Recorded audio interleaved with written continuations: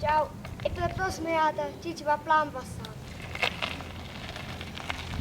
Ma avete mai nello spiegato?